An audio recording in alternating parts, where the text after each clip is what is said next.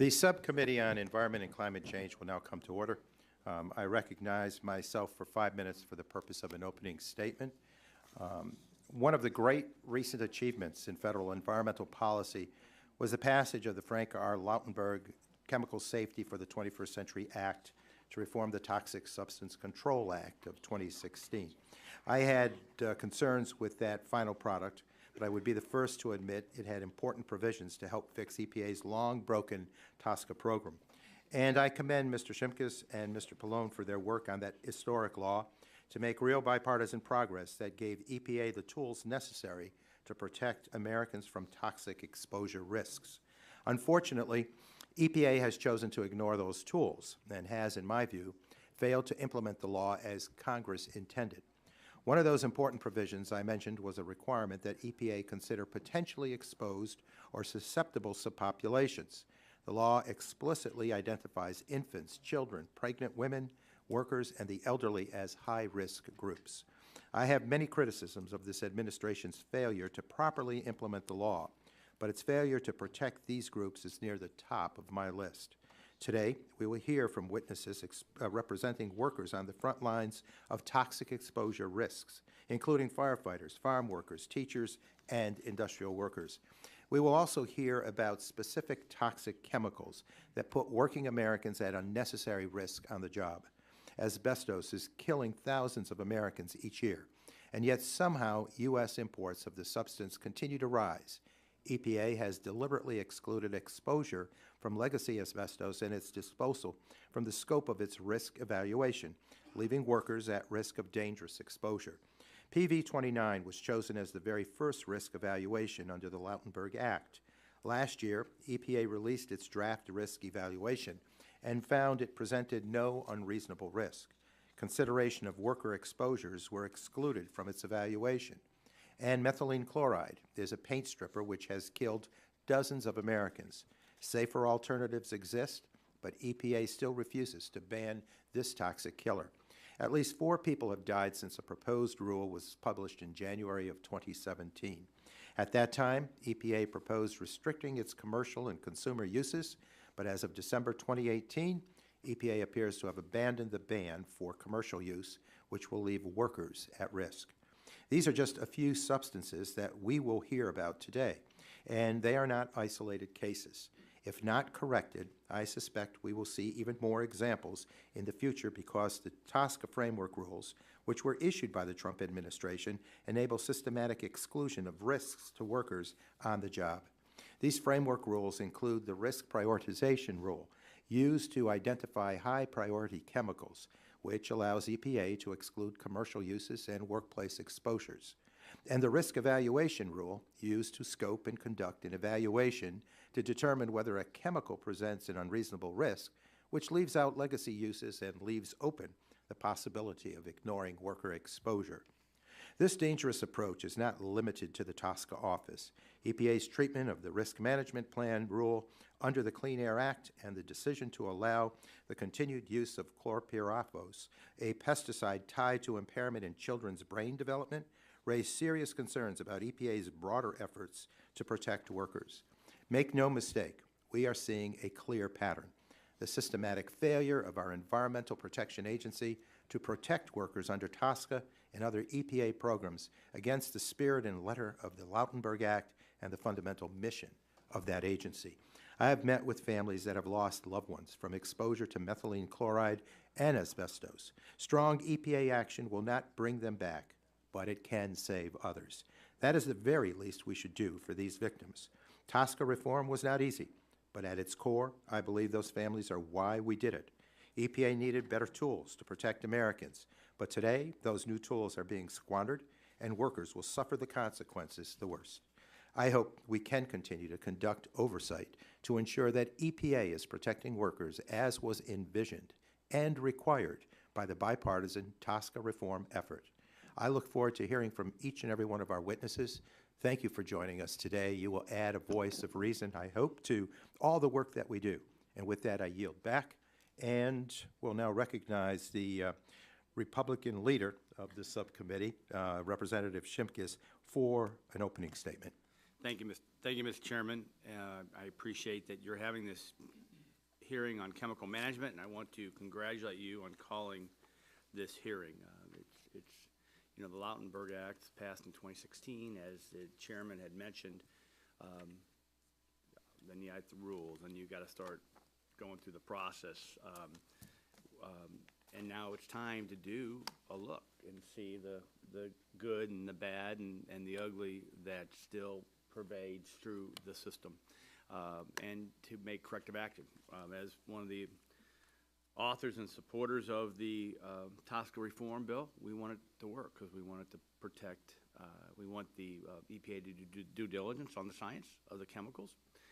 I think what I've learned by the process of this hearing and doing work is that there's a couple agencies that have responsibilities here, and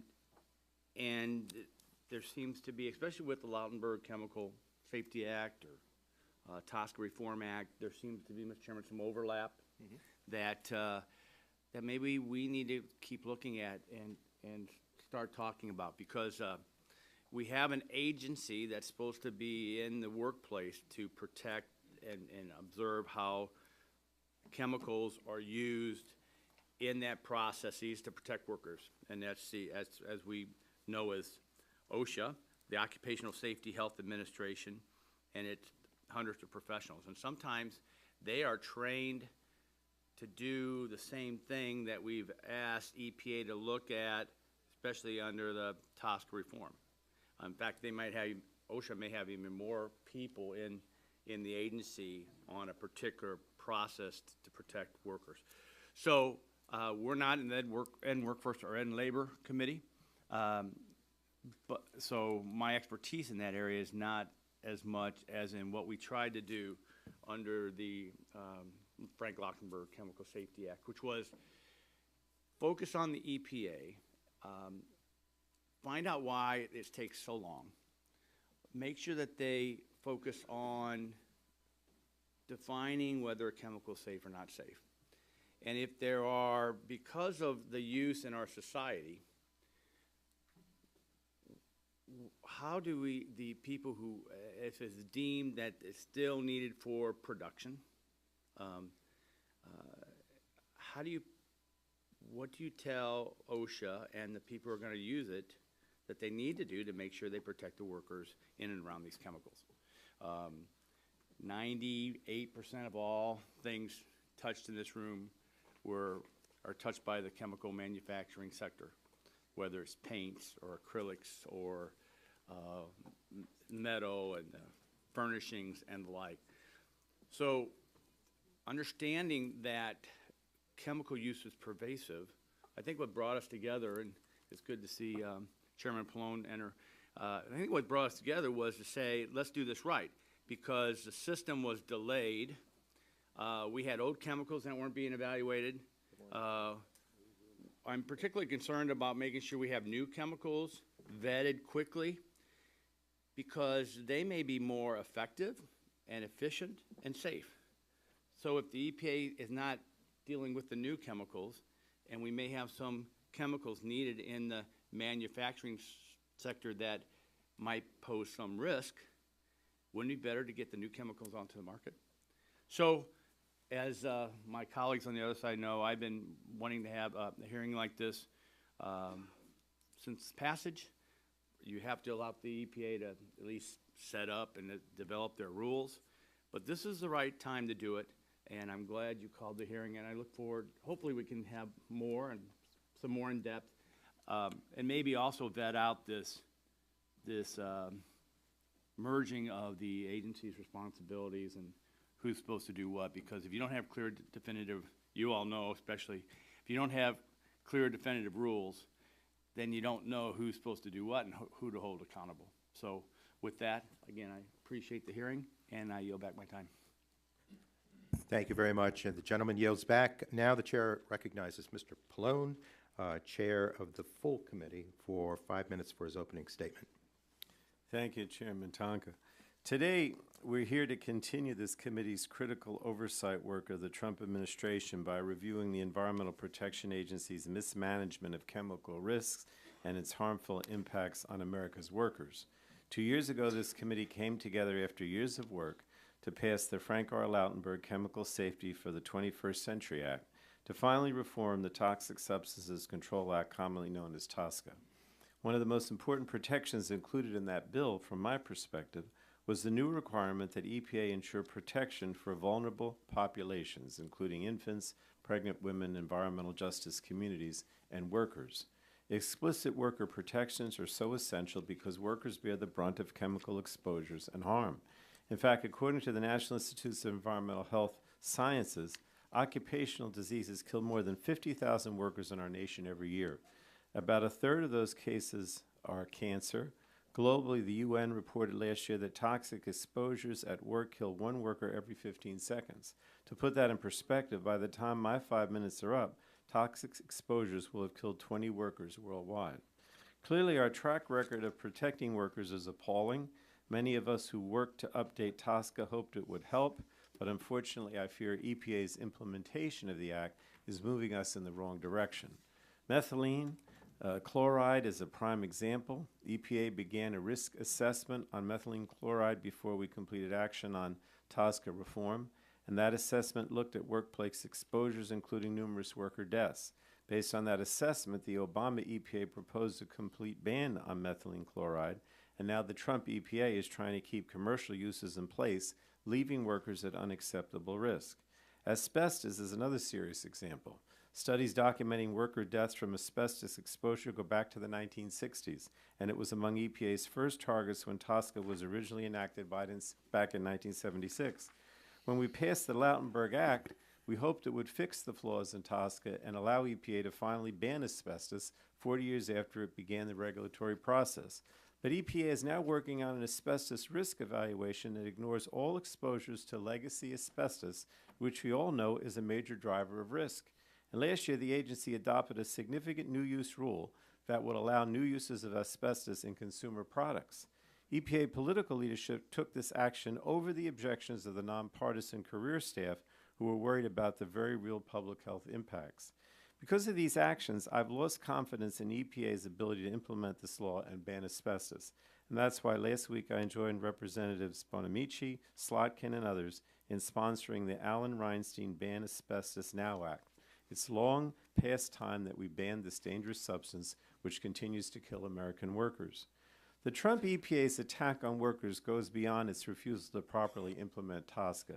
The Clean Air Act's risk management planning program should play an essential role in protecting workers and communities from toxic chemical exposures, but the Trump EPA has repeatedly tried to weaken it. They've also tried to weaken farm worker protection efforts, but this Congress recently passed legislation that would prevent EPA from rolling back farm worker protections for the time being. And finally, I have to mention the unfortunate fact that workers are among those most endangered and impacted by climate change. Extreme weather and natural disasters pose serious threats to emergency responders, chemical plant workers, refinery workers, and more. The Trump EPA has repeatedly undermined national efforts to address climate change, leaving our workers and communities vulnerable to ever-worsening extreme weather. So this hearing, Mr. Chairman, I know it's just the beginning of your efforts to hold EPA accountable to the people it's supposed to protect. I hope we can work together in a bipartisan fashion to ensure EPA is meeting its statutory obligations and mission to protect human health and the environment. I know, Mr. Tonka, that you have I guess I'm supposed to, I didn't know I was supposed to give my time. Whatever I have left, I will give to Ms. Dingle. Thank you, Mr. Chair and Mr. Chair. We're holding an important hearing today to examine how EPA is mismanaging its responsibility to protect the health and safety of the American worker. The American worker needs to be protected from all harmful and toxic chemicals, as every American should be. The American worker is the backbone of this country. I want to briefly recognize and thank Professor Finkel from the University of Michigan, go Blue, bad weekend last weekend, and Janine McGinnis, a retired we're going to do better this weekend, and Janine McGinnis, a retired auto worker, for testifying before the subcommittee today to share their respective expertise and their personal story. The committee can learn a lot, and I look forward to hearing from them today. And I yield back. Gentlelady yields back. I believe Mr. Walden, Republican leader, is busy with the Health Subcommittee downstairs, so we'll proceed by reminding members that pursuant to committee rules, all members' written opening statements shall be made part of the record. Now we introduce our witnesses for today's hearing, and we thank you again for joining. Ms. Jeanine McGinnis, Benefits Representative of the United Auto Workers. Seated next to Ms. McGinnis is Mr. Patrick Morrison, Assistant to the General President for Health, Safety, and Medicine of the International Association of Firefighters. Next, we have Ms. Wendy Hutchison on behalf of the Baltimore Teachers Union. Then Mr. Give Kashkuli. Did I pronounce that correctly? Okay. On behalf of, as serving as Vice President of the United Farm Workers, then we have Mr. Tom Grumbles, former President of the American Industrial Hygiene Association and past President of Product Stewardship Society on behalf of AIHA. Next, we have Mr. Duval, is it? Oh, Duval, Principal of Beverage and Diamond, PC. And then we have Dr. Adam M. Finkel, Clinical Professor of Environmental Health Sciences of the University of Michigan School of Public Health. We, on behalf of the, I, on behalf of the subcommittee, thank all of our witnesses for joining us today. We look forward to your testimony. At this time, the chair will now recognize each witness for 5 minutes to provide his or her opening statement. Before we begin, I would like to explain the lighting system. In front of our witnesses is a series of lights. The light will initially be green at the start of your opening statement. The light will turn yellow when you have 1 minute left. Please begin to wrap up your testimony at that point. The light will turn red when your time expires. So we'll now move to Ms. McGinnis and recognize Ms. McGinnis for 5 minutes. And again, welcome. Okay, thank you. Thank you, Chairman Tonko and Ranking Member Skimkus and members of the committee for the opportunity to testify before you today. My name is Jeanine McGinnis. I'm a FCA UAW benefit representative. I'm also a retiree, and I represent the UAW Local 1413 and 1929 out of Huntsville, Alabama. I was hired as an assembly line worker at the Chrysler plant in Huntsville, Alabama in 1983. It was a profound time in my life when I was entering the workforce for the first time. My husband had just been gotten out of the military after serving for several years, and we needed to supplement our income, so I had to seek employment. I was overjoyed to land a job that was so highly sought after in the area of our country with Chrysler Corporation, where the jobs were so scarce. It offered a decent wage and opportunity for growth, of which I quickly took advantage of and soon or later on earned a degree. Once known as the fastest growing automotive electronic operation in North America, the plant built many products that went into the Chrysler vehicles and other vehicles. When I started working there, there were approximately 2,400 employees, and it grows to 2,800 employees. It was a fast-moving plant that had different lines with large solder waves throughout the plant. Many of us became concerned due to the breathing problems we experienced related to the solder paste and the fumes that were coming from the solder wave machines. The plant was very old and very poor ventilated, and our skin was exposed to the various chemicals used in the production. There was a field adjacent to our one of the old buildings that we worked in where the ladies played softball. And our concerns were heightened when they closed the softball field and later found out that the soil was contaminated. But we continued to work in the plant that was right next to the field. In the early 1990s, we moved to a newly built plant called the Huntsville Electronic Division of Chrysler, or HEDC, and we moved to Madison, Alabama. It wasn't until we moved that the workers were provided guidelines and hazardous postings. Many had already, though, been exposed to, in the old plants to all the chemicals that were in those plants. While there were improvements due to unfamiliarity of the chemicals being used, we were still breathing fumes from TCE and dust from fiberglass created from the printed circuit boards. There were 16 assembly lines in a wide open space with big solder wave machines on most of the lines. Every line had cleaning stations. These agents that were used for cleaning were to clean the residue off the printed circuit boards, and that product that we used was TCE. Chlorinated solvents like TCE were thought to be safety solvent because they would not catch on fire. As workers, we didn't understand the possible health effects of these chemicals and just focused on completing our jobs and wanting to do a good job and get it done. Now later we realize that TCE is a known carcinogen. Researchers have studied our death rate of our retirees, and they found that my coworkers have died at a higher rate than the general population of disease related to TCE and other chemical exposures, including cancer of the brain, the nervous system, as well as non-cancer nervous system diseases. A lot more could have been done to protect our workers and lessen chemical risk. Companies need to be held accountable, and more stringent legal requirements are needed to ensure that the workers are not exposed to harmful chemicals. We need to go forward and not backward to the 1970s. The Obama administration has proposed banning use of TCE. However, the Trump administration has not issued final rules on these bans. As more business and auto manufacturing jobs are coming to my region of the country, we will be faced with the same issues. Chemicals must be tested for rigorous testing, and they must be tested again and again and again before manufacturers are permitted to use these chemicals in our plants, in our workplaces. In 2016, President Obama signed the Lautenberg Act to fix the Toxic Substance Control Act. We can't afford to wait anymore. Implementation of the TSCA is a must, and it must be a top priority for the EPA and this administration to protect our workplace and our communities from untested toxic chemicals.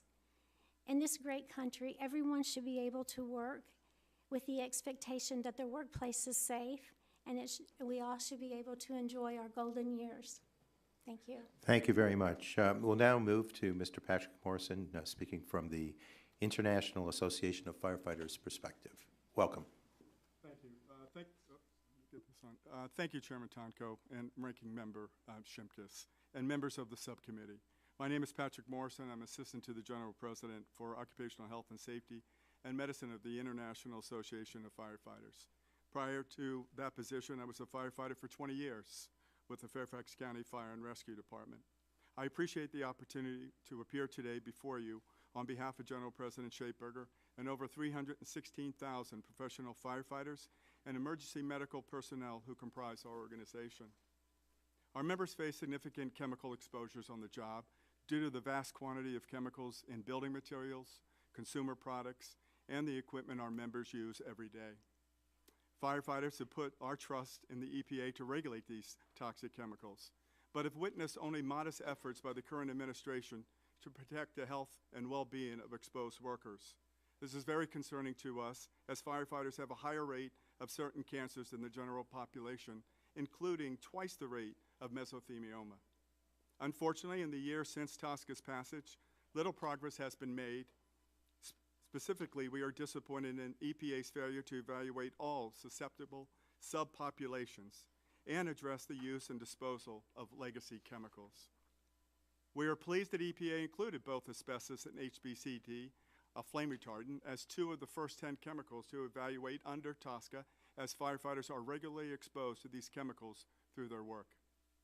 The IFF presented evidence relating to firefighters' exposure to these chemicals and the associated health problems linked to occupational exposure in response to EPA's scope of risk evaluation, document released in June 2017. These documents included firefighters as a susceptible subpopulation and included legacy uses as part of the evaluations. Unfortunately, EPA's failure to include firefighters as a susceptible subpopulation in their problem formulation document for asbestos released in May of 2018. Furthermore, EPA also removed the evaluation of both legacy HBCD and legacy asbestos, including disposal from such documents. Firefighters have high exposures to these chemicals daily as part of their occupation and should be evaluated. Additionally, according to TSCA, EPA must evaluate the entire life cycle of a chemical, from the moment these chemicals enter the market until they are disposed of. The EPA should be evaluating them through this entire life cycle. Unfortunately, removing the legacy use of asbestos and HBCD from EPA's evaluation will almost certainly skew the evaluation's results, especially as it relates to workers. The bulk of exposures to these chemicals are a result of legacy use. Further, from the firefighter's perspective, such exposures are not legacy. They are occurring today. While TSCA is among the highest profile chemical legislation that has directly impacted our members, it is not our only concern. Recently, Congress noted the dangers associated with PFAS. These chemicals are found in AFFF firefighting foam, primarily used at military bases and airports, older protective clothing, and potentially in newer protective clothing. In 2006, EPA instituted the voluntary PFOA stewardship program that resulted in reduced production of PFOA and other long-chain PFAS production by 8 major manufacturers by 2015. However, there are existing stocks of foam containing these chemicals still being used. In 2007, EPA issued significant new use rule regulating a significant number of PFAS chemicals. This effort was specific to PFAS chemicals reporting requirements and did not restrict the use of existing stocks of legacy AFFF firefighting foam containing long-chain PFAS chemicals. In 2015, EPA proposed another SNR for PFOA and other long-chain PFAS as a regulatory follow-up to the voluntary PFOA stewardship program. Regrettably, this SNR has not been finalized. We are also aware that EPA is starting to work on PFAS action plan to outline concrete steps to address PFAS and to protect the public health. Unfortunately, yet again, EPA is neglecting to look at the worker's perspective. EPA's plan addresses communities affected by firefighting foam runoff, but they are not looking at the subgroup of airport and base firefighters that are using these foams and exposed to these chemicals on a regular basis. Since there is little federal oversight in this topic to protect workers, we are taking matters into our own hand. Currently, IFF is sponsoring 3 research projects relating to PFAS, testing firefighters' blood, station dust, and turnout gear for the substance. While we are frustrated with the efforts from EPA on these issues, the IFF will continue to working with legislators and other decision makers to address our concerns with these chemicals and their use. Thank you. Thank you very much, Mr. Morrison. We'll now move to Ms. Wendy Hutchinson on behalf of the Baltimore Teachers Union. Welcome. Good morning, Chairman Tonko, Ranking Member Shimkus, and members of the subcommittee. My name is Wendy Hutchinson. I'm a science and health educator at Edmondson Westside High School in Baltimore, Maryland. I appreciate the opportunity to offer my perspective on the EPA's failure to protect school staff and students in our public schools. My comments will focus on 3 issues. The first is asbestos removal in Baltimore schools. In 2017, the Baltimore Sun and others reported that parents of Rosemont Elementary and Middle School boycotted the school by keeping their children home because of district plans for a roof replacement, a project requiring the removal of materials testing positive for asbestos. Contractors plan to work during after-school hours from January through June.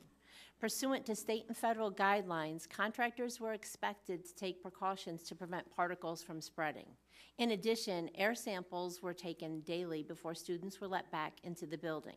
Parents advocated for students to be temporarily relocated, but district leaders said that was not necessary. I share the story because my school was constructed at the same time as Rosemont, a period when asbestos was commonly used in construction. As our state's school buildings continue to age and deteriorate, too many students and school staff are being exposed to the deadly asbestos fibers. While some school districts are ignoring the obvious, other districts are simply not aware of their own hazards and the scope of work abatement requires. As I prepared for today, colleagues shared that the EPA is narrowing how the agency assesses the impact and health risks of toxic chemicals like asbestos on school employees and students. 33 years after Asbestos Hazard Emergency Response Act became law, far too many people are still exposed to asbestos. Virtually every expert will say there is no safe level of exposure to asbestos. Even minimal exposure can lead to significant diseases such as mesothelioma or lung cancer. In fact, a 2-year study by NIOSH found an elevated rate of mesothelioma among public school teachers whose only exposure to asbestos was at school. I have a coworker who died of lung cancer. She was in good shape, athletic, a non-smoker, and ate well. She worked for many years in a school built in 1955 that had asbestos and was not completely renovated before her untimely death. Although it is now a known human carcinogen, asbestos has previously been used in school buildings like mine, especially from 1946 to 1972. This means some 131,000 school facilities in the United States, as well as 57 million students and school staff, are potentially exposed. Next, I'd like to discuss lead in Baltimore schools. Lead testing was mandated in 2017 after a decade of banned water use in public school facilities in Maryland. Since testing began, elevated levels of lead have been found in nearly all of the 170-plus schools in the city school system. For years, city schools notoriously use plastic water bottles to provide safe water for students. But fixing the problem would mean replacing all the water pipes, costing millions of dollars per school. My school has not been renovated and is not on any list for renovation currently. I visited the city school system website and found that as the school district tries to improve school buildings, it has installed water filtration systems in some schools and upgraded plumbing in new buildings. To date, some 14 have working water fountains and clean water in their kitchens and no longer require bottled water. Finally, I'd like to share my personal experience with a combination of hazardous environmental exposures in the city school system. My fellow teachers and students understand the lack of investment in school infrastructure, particularly in schools serving many students of color, impedes learning and comprises our health and safety. How do we send children to schools with contaminated water or inadequate air quality? Too often, parents are unaware that they are sending their children to substandard learning environments. Our children and educators deserve better, and that begins with the EPA assuming full responsibility for these issues. While the EPA has authority to mandate significant protective measures to spare students and school staff from unhealthy exposure, it has generally failed to do so. Asbestos and lead are just 2 examples, but there are others. As a result, veteran educators who have been working in the same building silently suffer and are at risk for potential long-term consequences. Congress can help make school buildings safer by providing more resources for school infrastructure. In its 2017 report on the nation's infrastructure, the American Society of Civil Engineers gave school facilities a D+. It found that nearly 53% of public schools needed to make renovations or upgrades to be in good condition. That is why I'm pleased that the Rebuild America's School Act is moving forward in the House. In closing, I can only hope you understand that investing in school infrastructure will increase the health and safety of children and school staff. That is what my union, the AFT, has launched, Fund Our Future, a national campaign to secure sustainable investments in our public schools and public colleges. It is our solemn responsibility to educate our nation's future workforce in safe and healthy buildings so that all students can reach their potential. Thank you, Ms. Hutchinson. And now we welcome Mr. Give Kashkuli, Vice President of the United Farm Workers, and thank you. Thank you, Chairman Tomko, Ranking Member Shimkus. It's an honor to be here with firefighters, teachers, auto workers. My name is Give Kashkuli. I'm the Second Vice President of the United Farm Workers. In addition to our members, we're proud to fight for the 2.5 million people who feed the 325 million rest of us in this country. Unlike the other panelists, farm workers and the control of pesticides is the one group of workers where EPA has full responsibility to enforce. Every other worker in the United States, it's OSHA that has that responsibility. There's an ugly race-based history for why farm workers were excluded from that, but we're pleased that some of that is being changed, first with EPA coverage, and also just last week, bipartisan support by Congress, including farm workers in close to full protections as all other workers as part of PREA. That's a great moment, and we hope from here going forward we can be moving forward. We want to be moving forward because of incidents like happened on May 5th, 2017 in rural California. That was a day, this is not going to be a war zone that I'm going to describe, but it was a day when a group of principally women and some men were harvesting cabbage when a noxious odor came into their senses. Some of their lips began to go numb. There was an extraordinarily awful taste in their mouth. And yet, as Ms. McGinnis mentioned, when people are needing to work and put food on their own families' plates, this group of women and men continued to work. But soon after, the headaches started to set in. Some women began to vomit. And when another woman looked across at her daughter, who was working alongside her, and saw her begin to convulse and rub her eyes, and then Burkmari, who was 37 years old, fell to the ground convulsing, a mother of 3 children. None of them knew what had happened. None of them knew that day what had happened, even after going through the humiliation of being stripped naked out in the fields to tried to be cleansed of that toxic chemical. So these were dangerous. They learned later that this was chlorpyrifos. Most farm workers have children, over 55% of them do. Over 150,000 farm workers are under the age of 18 themselves. And so these are really dangerous impacts. Unlike the other chemicals, pesticides are deliberately designed to harm species, including people. I want to focus specifically on the chemical, the neurotoxin chlorpyrifos. Chlorpyrifos is acutely toxic, and prenatal exposures to chlorpyrifos are associated with lower birth weight, reduced IQ, loss of working memory, attention disorders, and delayed motor development. The women like Burkmari and Lucia and Eileen and Vicente, who I just mentioned, it turned out all had been exposed to chlorpyrifos. Chlorpyrifos is a restricted use pesticide, and the scientific evidence about the dangers of chlorpyrifos, to quote the American Academy of Pediatrics, the science of its toxicity is unambiguous. That's a quote from their report. Here's another quote. There is a wealth of evidence demonstrating the detrimental effects of chlorpyrifos exposure to developing fetuses, infants, children, and pregnant women. In the longitudinal study on impacts done by the University of California, it was shown to reduce the IQ in children. EPA's own risk assessments of chlorpyrifos document the health risks. In 2014, they showed that the extensive body of peer-reviewed science correlated chlorpyrifos exposure with brain damage to children. It showed in treated drinking water, chlorpyrifos transforms to the more toxic chlorpyrifos oxin.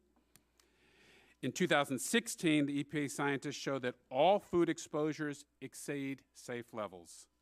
All food exposures, with children ages 1 to 2 exposed to levels of chlorpyrifos that are 140 times what EPA deems safe. They concluded that there is no safe level of chlorpyrifos in drinking water. They concluded chlorpyrifos is found at unsafe levels in the air at schools, homes, and communities throughout rural America. These are devastating impacts. At least 20 incidents of exposure a year took place in California alone, where we have a better database than other states. So very simply now, EPA unfortunately overturned that and is ignoring the science, and now Congress must act. So what we ask of you, of the committee, we have a lot more detail in the written testimony, but one, for farm workers, EPA is the only enforcement mechanism, so you have oversight there. And we ask that this new rule that you passed on a bipartisan basis last week, that law gets enforced. I really appreciate Ranking Member Shimkus referencing that we pass these laws and now then there needs to be a process of enforcement.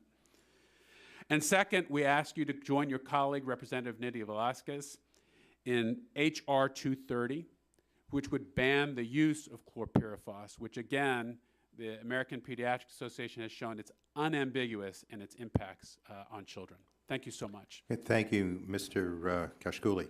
Next, we'll move to Mr. Tom Grumbles on behalf of AIHA. Welcome. Morning. My name is Tom Grumbles. Thank you for the opportunity to be here today. I am here to share my experience from 40-plus years as a certified industrial hygienist, practicing occupational health and safety in the workplace prior to my retirement in April 2018. In addition to my direct work experience, I spent many years working with professional organizations focused on industrial hygiene and worker protection. I am a past president of the American Industrial Hygiene Association and of the International Occupational Hygiene Association. I also was a founding board member and past president of the Product Stewardship Society. I am currently a board member of the American Board of Industrial Hygiene, the group that administers the professional certification programs for the profession. I served in leadership capacity within industry trade associations as well. Through many years of engagement in these different groups, I grew to understand the practice of industry as a whole, not just my company. What I want to describe here today is what I've seen related to safety data sheets and personal protective equipment in the workplace. This is important to me in light of recent trade journal articles questioning EPA's ability to protect workers from chemical risk and the misperception that SDSs are not followed and have no effect. Contrary to press accounts, I believe SDSs have a critical role in the safety of workers' daily life. Based on my experience, which I believe to be pretty standard industry practice, this is what happens when an SDS for a chemical is introduced into the workplace. A hazard assessment is developed that informs the need for additional training, workplace labeling, changes in standard operating procedures, additional engineering controls, and PPE needs. And yes, SDSs are made readily available to workers. SDSs are more than just a document to be read. The SDS is a catalyst for hazard assessments that ultimately guide how worker safety and health will be achieved in the workplace.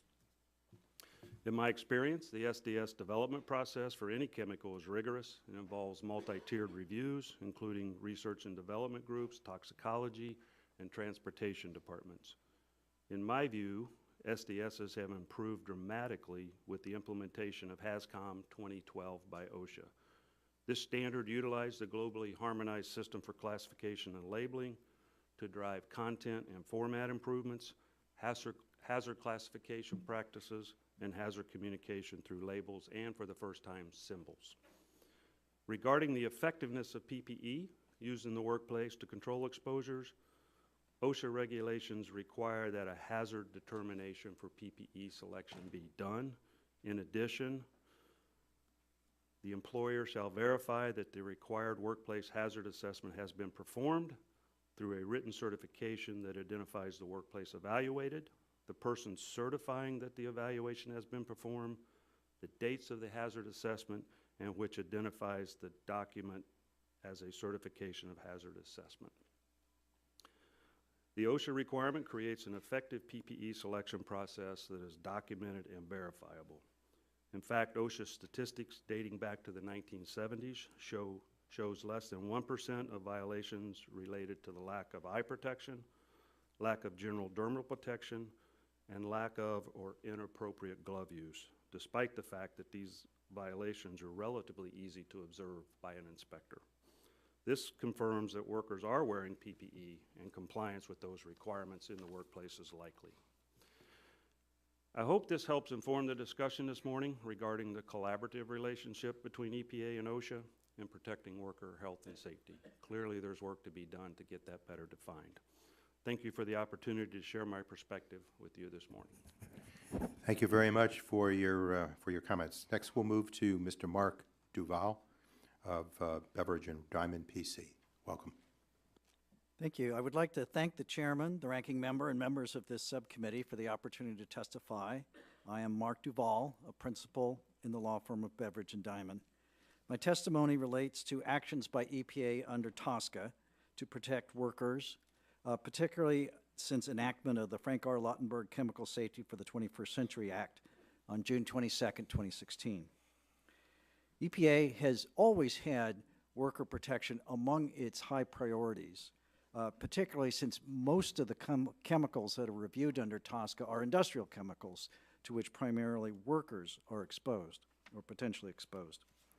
But the 2016 amendments amended TSCA in a number of ways, including by making worker protection an even higher priority by requiring, as the chairman said, consideration of potentially exposed or susceptible subpopulations, a term which is defined to include workers. But this obligation to protect workers is risk-based. It does not require EPA to protect workers without regard to the particular conditions of use, i.e. on the basis of hazard alone. Instead, every risk determination that EPA makes under TSCA must consider risk in light of the applicable conditions of use, including the circumstances under which a chemical is intended, known, or reasonably foreseen to be manufactured, processed, distributed, commerce, used, or disposed of. Thinking about new chemicals first, EPA has always made and continues to make worker protection one of the key considerations. Indeed, many in industry believe that EPA goes too far, being unduly conservative in its Section 5 risk evaluations. Under the new Chemicals Review Program, since enactment of the statute, EPA has granted, since enactment of the 2016 amendments, EPA has granted 824 exemption applications. Those exemption applications come with restrictions. Each of the 824 granted applications has worker protection requirements. EPA has also imposed worker protection requirements on many submitters of pre-manufacturer notices, or PMNs, in the form of an order that includes requirements for particular kinds of respirators, gloves, and protective clothing, and specific hazard communication requirements. EPA has then mostly extended those requirements to other manufacturers and processors through proposed or final significant new use rules. EPA has adopted 463 final rules that incorporate worker protection provisions and 404 final rules that incorporate hazard communication requirements. These requirements are tied to OSHA's requirements on respirators, other uses of personal protective equipment, and hazard communication. Since enactment of the 2016 amendments, EPA has made 564 final determinations on PMN substances, not counting those that were invalid or withdrawn, and issued orders restricting 441 of those, or 78% of the total. Thus, almost 4 out of every 5 chemicals reviewed in the new Chemicals Review Program is regulated, a dramatic shift from the situation prior to enactment of the amendments, when only about 1 out of every 5 that completed EPA review was regulated. EPA has also initiated or completed significant new use rulemaking for 378 PMN chemicals, or 85% of the total that have received an order since enactment of the amendments. Turning to existing chemicals, methylene chloride, EPA should any day now be publishing a final rule on methylene chloride. We will learn the nature of the final rule and its, any additional rulemaking shortly. At the moment, none of us knows what EPA, what the rule will include. Regardless of what is in that rule, EPA's actions will supplement OSHA's occupational health standards on methylene chloride, both the general industry standard and the construction standard. Those standards set mandatory requirements on permissible exposure limits, exposure monitoring, regulated areas, methods of compliance, respirators, protective work clothing and equipment, hygiene facilities, medical surveillance, hazard communication, employee information and training, and record keeping. They will also supplement EPA's NESHAP, the National Emissions Standard for Hazardous Air Pollutants, for paint stripping and miscellaneous surface coatings, which require commercial paint stripping operations using methylene chloride to institute management practices, including to ensure that there is not an alternative technology that can be used, and to reduce inhalation exposure. EPA is also working on other aspects of methylene chloride. On asbestos, EPA banned most uses of asbestos in 1989, but in 1991, a court overturned that ban.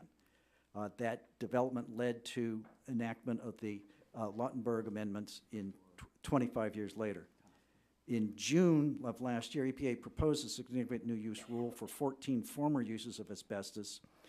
The final rule is expected this year. Once final, that rule will achieve much of what EPA's 1989 ban on asbestos was intended to achieve, but could not due to the court decision. It will effectively ban many of the uses listed in the 1989 rule, as well as several others, thus preventing their recommencement without advanced EPA review and approval.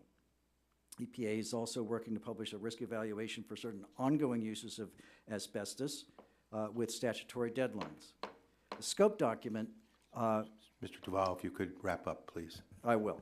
The short answer is EPA has much work to do, but its work will include attention to worker protection. Thank you. Thank you very much. And finally, we move to Dr. Adam M. Finkel of the University of Michigan School of Public Health. Welcome. Good morning. Thank you very much for the opportunity. My bio is in the testimony, but briefly, I was OSHA's chief rulemaking official in 1995 to 2000, and later as chief enforcement official in the Rocky Mountain states out of Denver. I've been on the EPA Science Advisory Board, Board of Scientific Counselors, and on both of the National Academy committees convened to review EPA's risk assessment methods. I'm a strong supporter of risk assessment and cost-benefit analysis, having helped pioneer some of the methods EPA uses. I'm going to pose 4 questions in this brief statement, but my main message is that, as others have said, TSCA now requires EPA to provide protections to workers and requires it to use readily available information and the best available science to do so. Many of EPA's actions and inactions over the last 2 years are contrary to the plain meaning of the law, arbitrary, and unscientific. Congress needs to give EPA clear direction to follow the law it enacted and to oversee the agency's corrective actions. So question 1, why should EPA protect workers? Chairman Pallone mentioned 50,000 premature deaths per year. One might think that because EPA has been instructed by Congress to reduce risk to 1 in a million where possible, and OSHA has always interpreted its Supreme Court decision to let it stop at 1 in 1,000, that workers would be exposed to about 1,000 times more of these chemicals than the general population. But I've looked at all the data. It's actually 10,000, 100,000, sometimes 1 million times greater concentrations in the workplace than in the general environment. There's a reasonable belief that when workers are compensated and are informed about their risk, they could bear more risk than the general population. But come on, 10,000 times more? EPA should begin its risk assessment and management in the workplace because the risks physically begin there.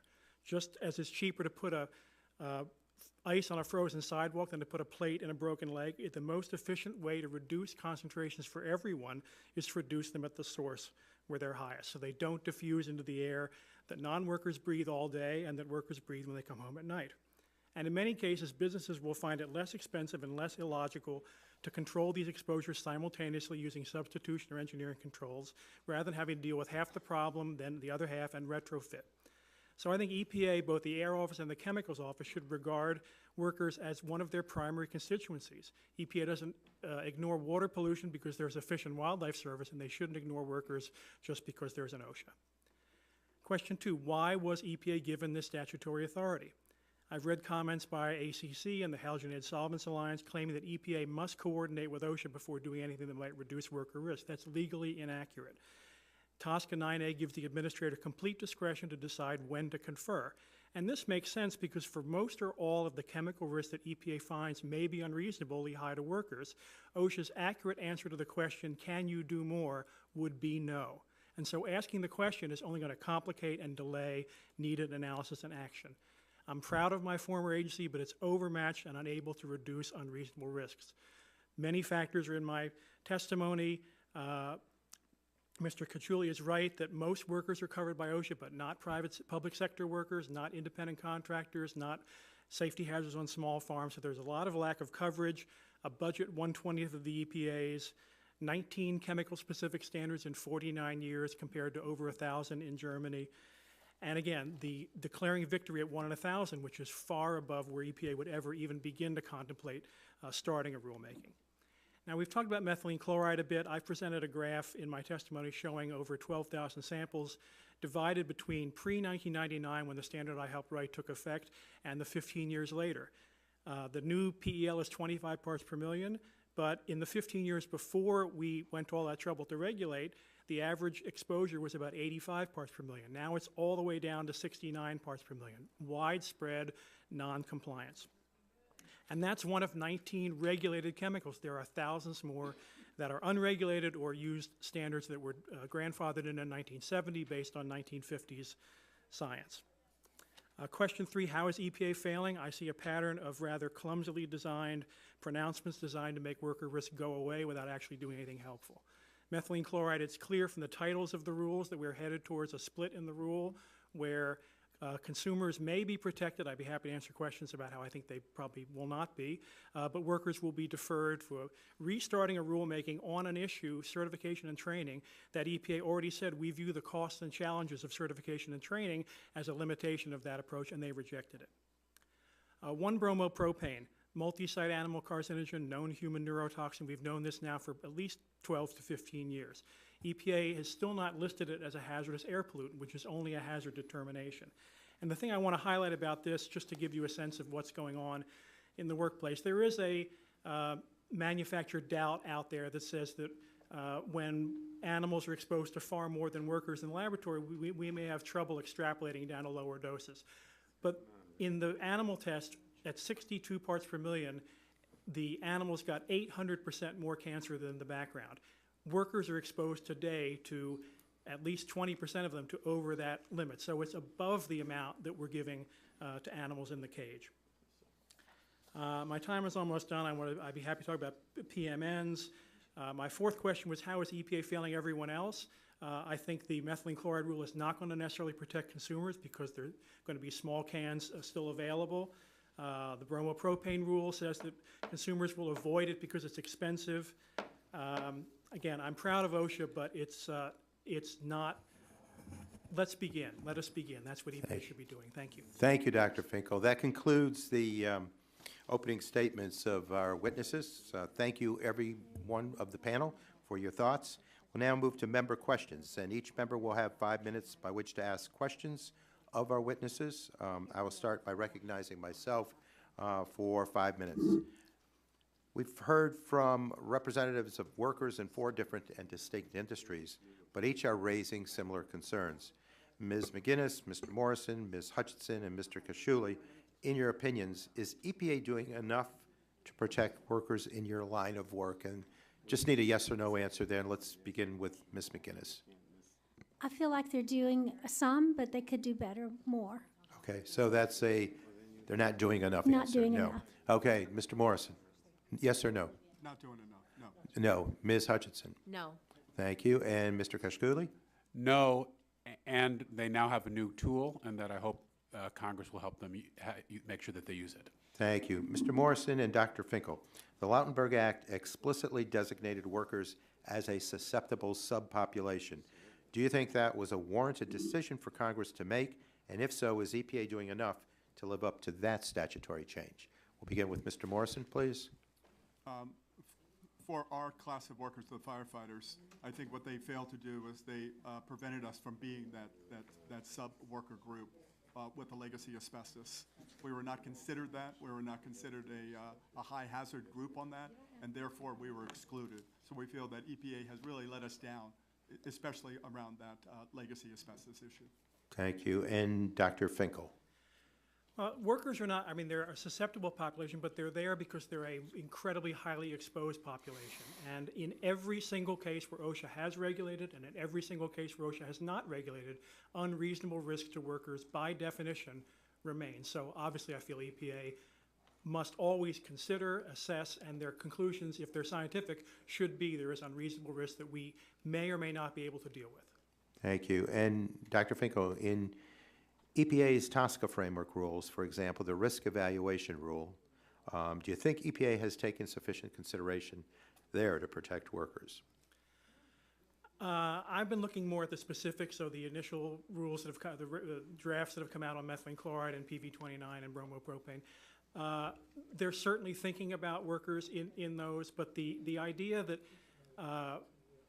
exposures will not be, quote, reasonably foreseen, non-use of protective equipment, non-compliance with requirements, non-compliance with guidelines, that's the definition of reasonably foreseen. So all of these attempts to say that if everything goes swimmingly and workers, instead of having clean environments, are wearing respirators, all will be well, reasonably foreseen, that can't happen.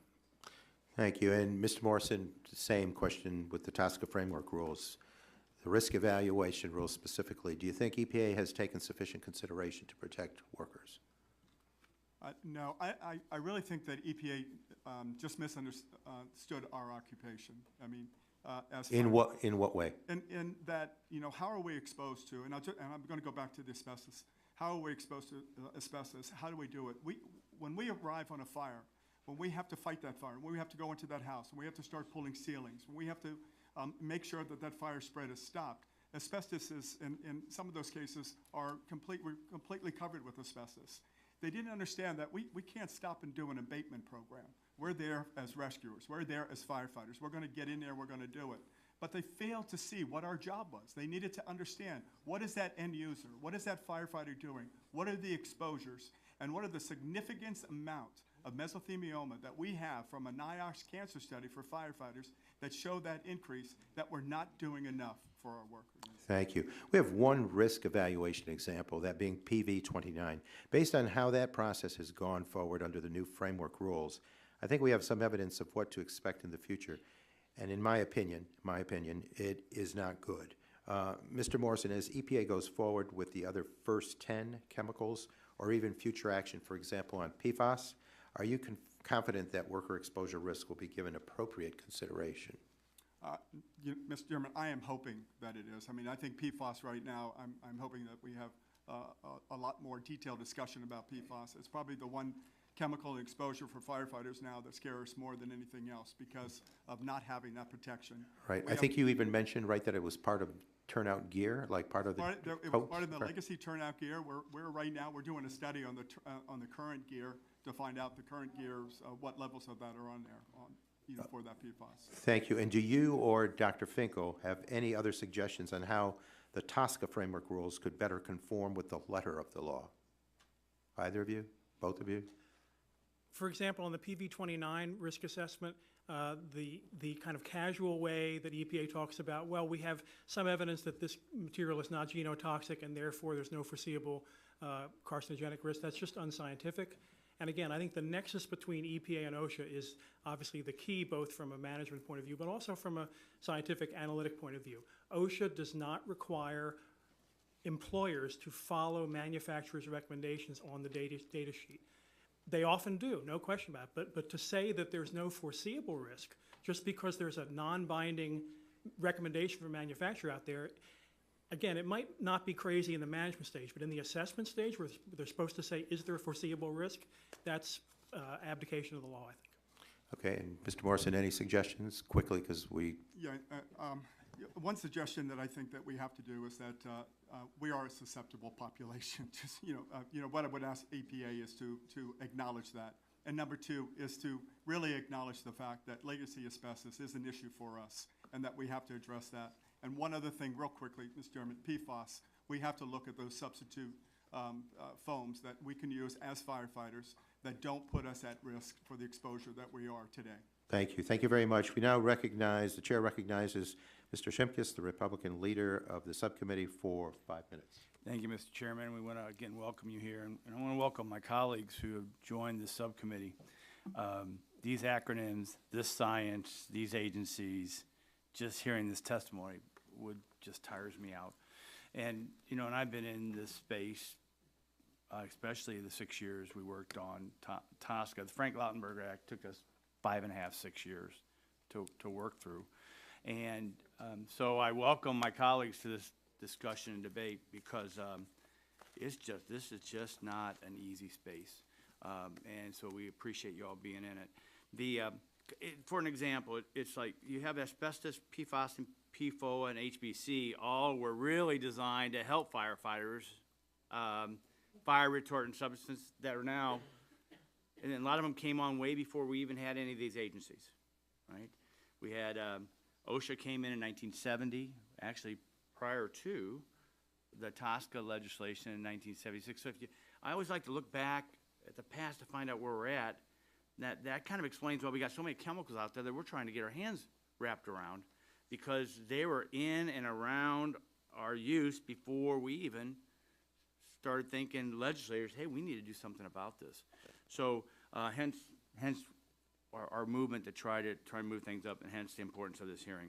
I want to go back to Mr. Grumbles and try to get this nexus of this OSHA EPA debate vetted a little bit. And I pulled it up on the iPad too. What is the role of OSHA in this process?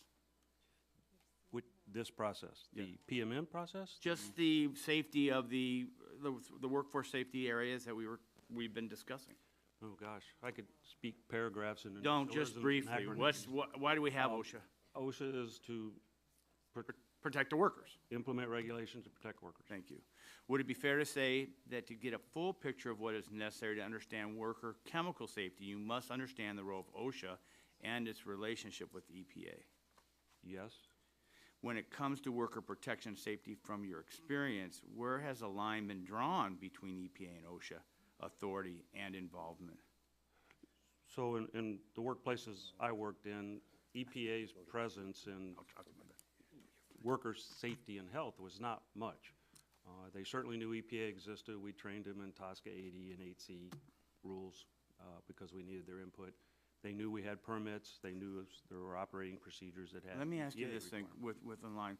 Would you have concerns if EPA began writing its own specific worker protections standards into significant new use rules for chemicals under TSCA?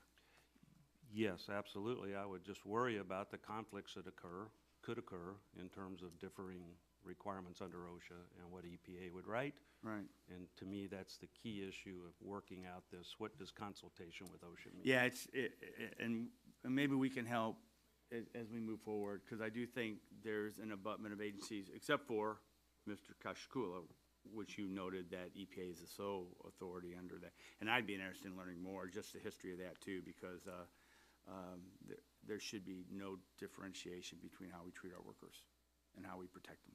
My view. Mr. Morse, we all love firefighters, so and so I'm trying to understand this going into the burning building, pipes still wrapped with asbestos. You don't know it's there. We get it. We can all envision this. They could even crumble and airborne.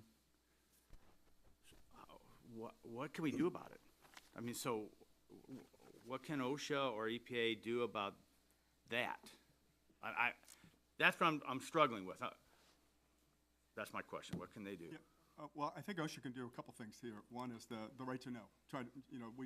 We should have a right to know where that asbestos is when we respond to that call. Right. Second, I think OSHA can help us with the monitoring devices on the scene to make sure that we stay within our full protective ensemble until the air is safe or at a safer level. Okay, so they would have a monitoring device in the facility.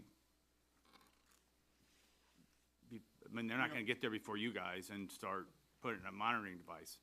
A lot of the exposures that we have is during overhaul too. I mean, it's not just we're in there, we put the fire out, then we have to come back in, make sure the fire is completely out and extinguishing. We want to make sure that firefighters aren't taking off their SCBA. Amen. Prior to doing that. I mean, they can't do that. They should not do that. Yeah, and we've seen numerous buildings torn down, and all the work that has to be done, old schools, the tiles, or the ceiling things, and we made great progress. But I think you made a good point. My time's expired. I want to thank you all for being here. The gentleman yields back now. The chair will recognize Mr. Pallone, full committee chairman of E&C, for 5 minutes to ask questions. Thank you, Chairman Tonko. Clearly, we have some differences of opinion on the panel between the chemical industry lawyer and the impacted workers. Mr. Duval, I appreciate your testimony because it shows exactly what industry wants from EPA on worker protections under TSCA, which is, in my opinion, nothing at all. And I'm going to focus my questions on asbestos because it's very serious as a threat to workers across the economy. And we've known about its dangers for decades, but we're still importing it, and it's still present in consumer products and even cosmetics in the U.S. Mr. Duval said in his testimony that EPA's proposed significant new use rule for asbestos would finally achieve much of what EPA tried to do in their '89 asbestos ban, but it's not a ban. It doesn't apply to any ongoing uses. It only applies to a limited set of old uses, and it doesn't even ban manufacturers from resuming those uses. All it does is set up a path for EPA to review those uses if a manufacturer chooses to resume them. So in light of that, I want to start with Mr. Finkel, but most of this is just going to be yes or no, otherwise I'll never get through it in the 3 minutes here. So Mr. Finkel, do you believe that EPA's significant new use rule for asbestos is effectively an asbestos ban as Mr. Duval claimed? Yes or no? No, I don't. Do you think that asbestos should be banned? And do you think EPA is on track to ban it? Hard to give a yes or no. There are different forms of asbestos, but I don't think EPA is on track to ban the most dangerous ones. And you don't think they're going to do it, obviously. I'm hopeful. Okay, you're hopeful. Good. And I always like optimism. Yeah. And I want to turn to those on the panel who have had personal experiences with workplace hazards, including asbestos. It can be easy when we're talking about technical subjects like risk assessments and regulatory maneuvers to lose sight of the people who are impacted, but all of you should be our focus. So I really want to stress how valuable it is for us to hear from you. So I want to start with Ms. Hutchinson. Do you and your colleagues worry about your exposure to asbestos and the impact it might have on your health? Yes. Okay. Do you think we should continue to allow the use of asbestos in this country? No. And let me go to Ms. McGinnis. Auto workers have historically been exposed to asbestos in automotive parts, and asbestos is still used in brakes and clutches. Do you and other UAW members worry about the health effects of asbestos exposure? Yes.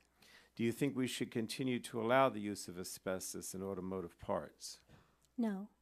Mr. Morrison, what impact does asbestos exposure have on firefighters in this country? That's a more open question. Well, one effect it has is as the NIOSH cancer study said, that we have twice the rate of mesothelioma from exposure to asbestos in our firefighter population. And there was a study of 3 cities, Philadelphia, Chicago, and San Francisco. So what that is telling us is that firefighters are being exposed to asbestos at a higher rate. And right now, we have to stop that. We have to end that curve. All right, now I have a yes or no. Do you think we should continue to allow the use of asbestos? No. Okay. Do you have confidence that EPA will ban asbestos under the newly reformed TSCA? I'm going to be optimistic, too. I hope so. Everybody's right in. Now, no. Right now, no, but you'd like them to. Okay. Well, in politics, they always say the optimist wins the election. So maybe we'll take a lesson from that. Now, I just wanted to say, I've got a minute left, that when we adopted the Lautenberg Act, and I will point out to my friend, Mr. Shimkus there, I think you said, 4 years? I would say more like 14 years. I mean, I remember when we were meeting with Lisa Jackson, who was the New Jersey DP commissioner, and then the administrator under Obama in the first 4 years, and you were being very optimistic. Okay, so when we adopted the Lautenberg Act, many of us in this room hoped that we were paving the way to an outright ban on asbestos. But I think it's clear now that EPA is not moving towards that ban, and that Congress will have to act directly to ban asbestos. So I hope we can work together in a bipartisan fashion, as we did on the Lautenberg Act, to move the Alan Reinstein Ban Asbestos Now Act and finally end the use of asbestos in this country. So I'll be optimistic as well that we can do that. Thank you, Mr. Chair. You're welcome, and the gentleman yields back. The chair now recognizes the gentlelady from the state of Washington, Ms. Rogers, for 5 minutes. Thank you, Mr. Chairman, and I too want to thank everyone for being here today and sharing your insights on this important issue. We have several different federal agencies that are involved. Our goal is to make sure that we are doing everything we can to protect workers, and especially those who routinely handle all manner of potentially hazardous chemicals. and to ensure that they're able to perform their duties in a safe and effective manner. OSHA's involved, EPA's involved in guaranteeing the safety of these employees, whether it's TSCA or OSHA. I wanted to ask, and I thought I would start with Mr. Duvall, but if others want to answer too, I wanted to ask about OSHA specifically. How do you differentiate between the scope of protection for workers under OSHA and the suite of laws implemented and enforced by EPA? And what protocols exist between OSHA and EPA for sharing information and deferring to each other when it comes to exposure issues? OSHA's jurisdiction is entirely devoted to worker safety and protection. EPA also must consider worker safety, but it also has to worry about exposures to the general population, other sensitive populations in the environment. The EPA worker protection provisions have typically referenced and built on OSHA requirements, which is appropriate. I would encourage EPA and OSHA to converse much more often and in more detail about the best ways that EPA can leverage OSHA requirements and make them effective in particular instances. Would you speak to how information is currently shared and how they work, how we are deferring, if they defer to each other when it comes to these issues? I spoke to a deputy administrator of OSHA last week about that very issue. He told me that EPA and OSHA meet monthly to discuss process safety issues. And when I asked him about getting together to talk about TSCA issues, he said, oh, we have met several times over the years. So I do not see a rigorous line of communication between the agencies, which I would encourage them to develop. Mr. Finkel? Yes, thank you. I just wanted to clarify one thing that was said earlier. You know, I've worked at both agencies. Nobody likes duplication and unnecessary piling on of requirements. But in fact, for example, the methylene chloride rule, as it would have been promulgated had it looked the way it did in 2017, there would not have been a conflict. OSHA got it down to 25, not very well enforced. It's still about 70. EPA would have banned several uses of it. That would tell a narrow swath of the industry that no more need for controls because there won't be a chemical. The new methylene chloride rule that we think is coming out will be conflicting because it's telling, it's headed towards a certification and training for workers, which is going to duplicate the OSHA certification and training. It's not going to be helpful. Okay. So just because there are two agencies involved doesn't mean it's duplicative at all. Okay. Mr. Grumbles, some people have argued that it would be better if EPA rather than OSHA set permissible exposure levels, the PELs. Would you just speak to that question and maybe some of the concerns or practical effects of having PEL set by EPA? Yeah, so PELs in my profession have been a struggle forever. Everyone in the process is frustrated. So we've got to find a better way to do it. Based on what's happened in the last 30 years, we have a lot of experience with how OSHA has done it, what barriers they run into, how they make their risk decisions and determine the permissible exposure limit. For EPA process, there is a document that describes how they do that in the new chemical review, but I'm not sure that that process is similar enough and or is as transparent as the OSHA process. So I think we all would have some concerns if they started doing it certainly outside the new chemical notification process. But even in that process, I think it would be better to have a little more transparency on what their process is. Okay, thank you. Mr. Morrison, I had the chance to meet with some firefighters earlier this week from Washington State. I learned about the work that you're doing on the exposure study of PFAS chemicals. I represent Fairchild Air Force Base. We've had some issues around the base and are working right now to make sure that there's water made available and filtration systems for homes. I wanted to just ask, what is the kind of the next steps? What's the plan to conduct a health effects study to better understand whether the detections might be found are indicating disease? And I'm out of time, but maybe you can just follow up with me. Just real quickly, Okay. we're actually sponsoring a bill trying to protect our federal firefighters that work on the military bases and that. One is the medical monitoring would be a blood test to try to recognize right now. What we have right now is we have to have some sort of almost a moratorium on that, on the PFAS, and look for safer substitutes. But the problem with the safer substitute is that we have to make sure it's safer. We just can't say substitute and then not really understand that. So for us right now, it's removing that stock of PFAS away out of firefighters' contamination zone and getting into something safer. Okay, thank you. Certainly want to work with you on that, and I'll yield back. Thanks. The gentlelady yields back. The chair now recognizes the gentleman from the Commonwealth of Virginia, Representative McCutcheon, for 5 minutes. Thank you, Mr. Chairman, and thank you for calling this hearing. And to all of our witnesses, thank you for sharing your expertise with us today. Last week, I was pleased to host a briefing in partnership with Earth Justice to discuss some of the EPA's attacks on workers and community health protections, including the failure to adequately regulate some of the toxins we are discussing today. We were able to hear from members of impacted communities. There's no one who can better explain what is at stake or the moral imperative to change our course.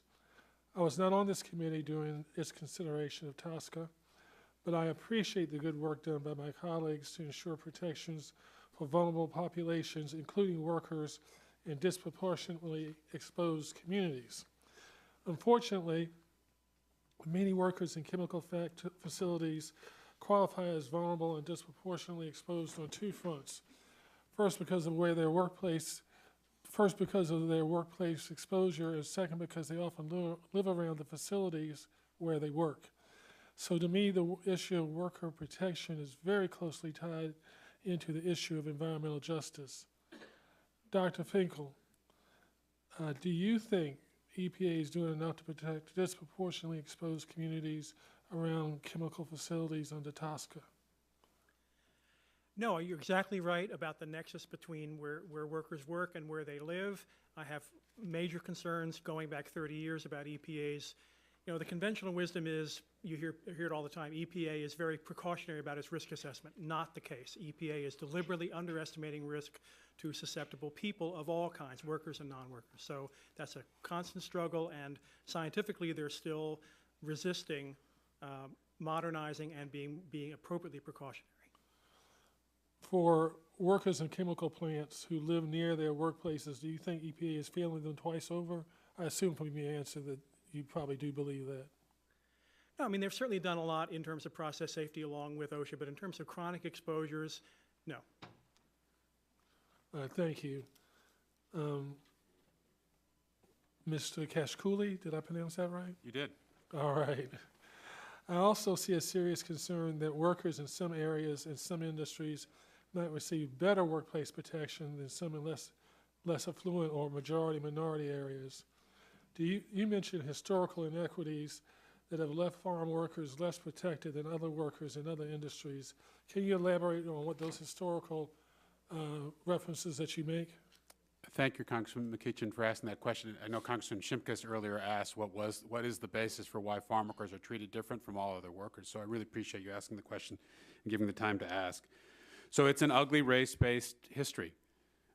In the 1930s, when the United States passed most of our labor laws, Fair Labor Standards Act, National Labor Relations Act, and others, the principal population working as farm workers in the United States were African American.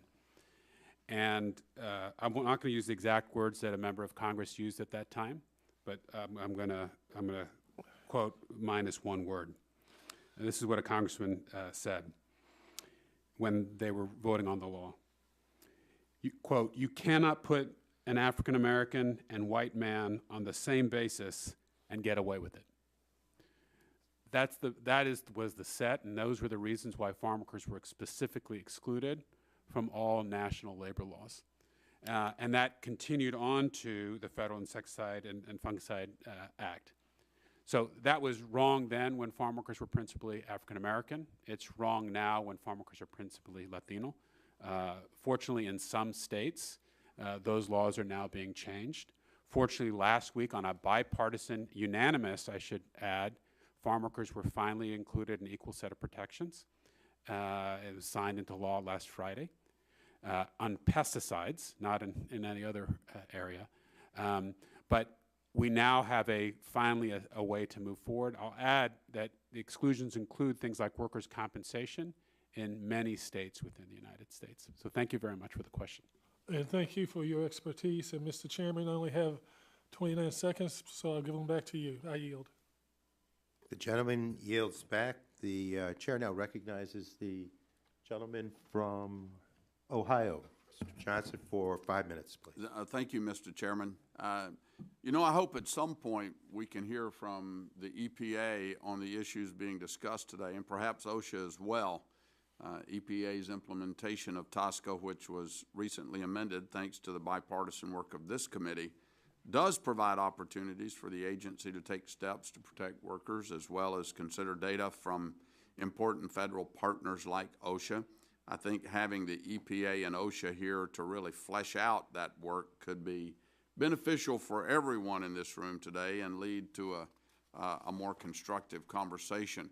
Mr. Duvall, your written testimony mentioned TSCA Section 3, the definition there of, and I quote, potentially exposed or susceptible populations.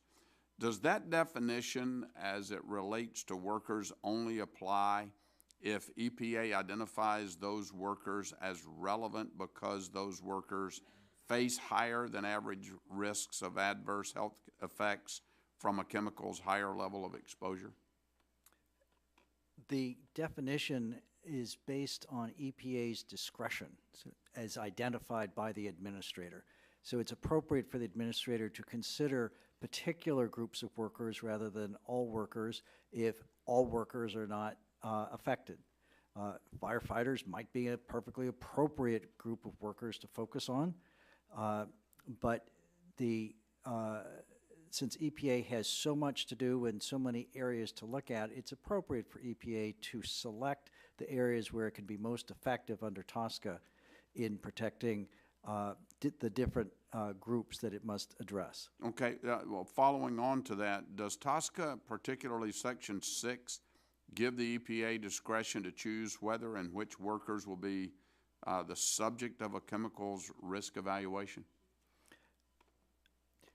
Again, EPA has discretion, and the key area where that discretion is addressed is on the conditions of use that will be addressed in the scope of a risk evaluation.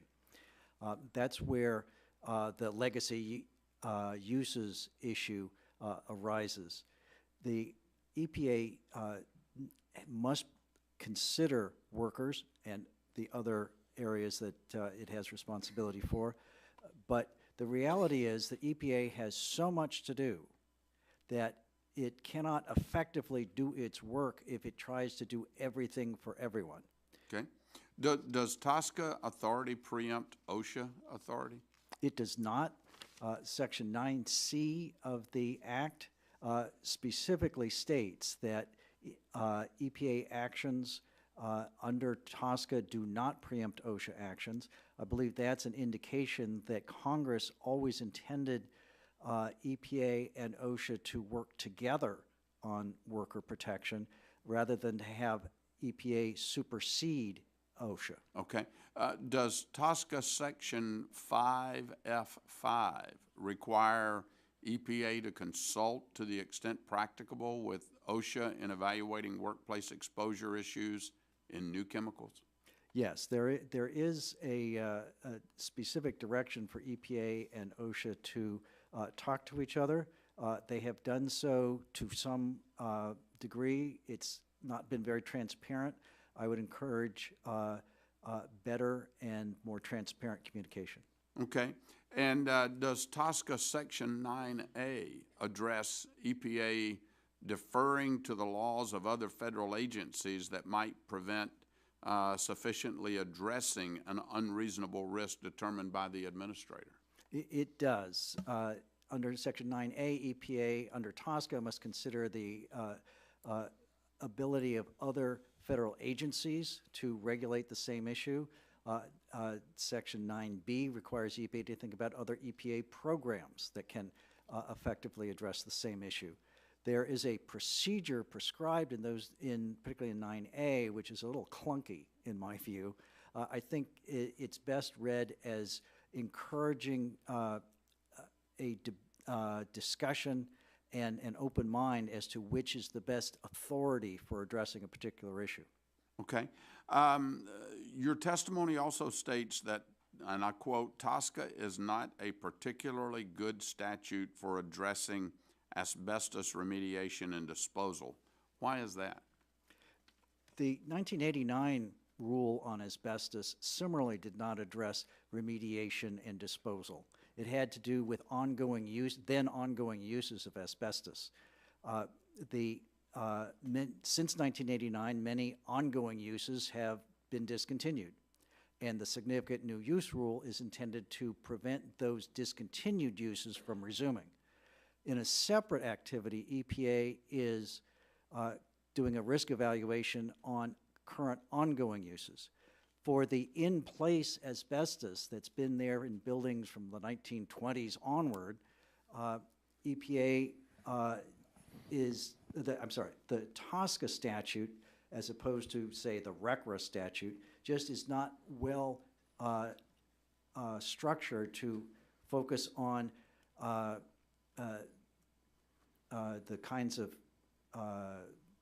demolition controls that the OSHA standards and the NESHAPs on asbestos and that 50 state asbestos abatement statutes address in extraordinary detail.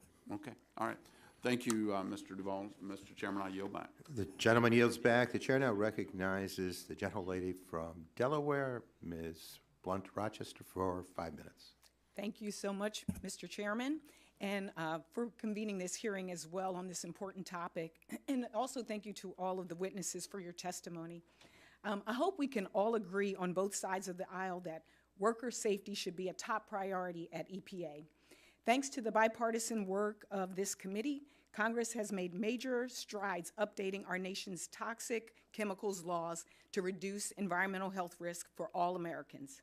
But reforming those statutes is only the first step. It will require a commitment of time and resources from the executive branch to implement those changes and protect workers. President Trump's budget released earlier this week falls short. What little detail we have raises alarming concerns that environmental programs will be cut to pay for props. Even in areas where we should agree, the budget falls short. And I want to focus on one example relevant to today's hearing.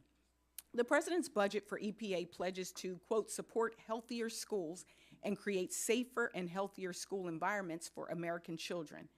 This is something that we all can support. But even here, the administration is ignoring worker risks. There is no mention of workers responsible for renovating and maintaining schools, the janitors who use chemicals to clean those buildings daily, or the teachers who work in the same potentially hazardous classrooms for years. I have a set of questions that I wanted to ask Ms. Hutchinson, and I'll start off with the first one. Do you believe that safe and healthy schools should be a part of our infrastructure work this Congress? Absolutely. And should we ensure that school infrastructure improvements address occupational risks to teachers and other school workers? Yes. And what would you say are the most important occupational hazards to address as we work to improve our school infrastructure? Well, I definitely think asbestos is at the top of the list, and also the water. So we bottle water in for drinking, but we still wash our hands. And I don't have research to support this, but we still wash our hands. And every once in a while, you might forget and wash a utensil that you use to eat with. I don't know what happens in the cafeteria. Again, we don't cook much food, so I'm not sure how that's problematic. But then there are other things that may seem very trite, like the temperature in schools, the infrastructure of the school that I work in. The windows blow out, it's cold, it's hot, depending on what the weather is. And then the other thing that's not very pleasant to think about is the infestation of rodents, mice, roaches, rats. You know, this building is extremely old, and while it houses about 850 students and maybe 75 educators and maybe 25 additional workers, that's a lot of people to keep everything spotlessly clean. But if we had a new, updated, modern building, students would act different, faculty would act different, and we would, you know, have a nice space to learn in. Thank you. Dr. Finkel, in the last series of questions to Mr. Duval, I was curious to hear your take on what you believe the roles of the EPA and DOL, specifically OSHA, are or should be. Well, again, I've been in both places. There is, I agree, untransparent but frequent communication. I'm in favor of more of that.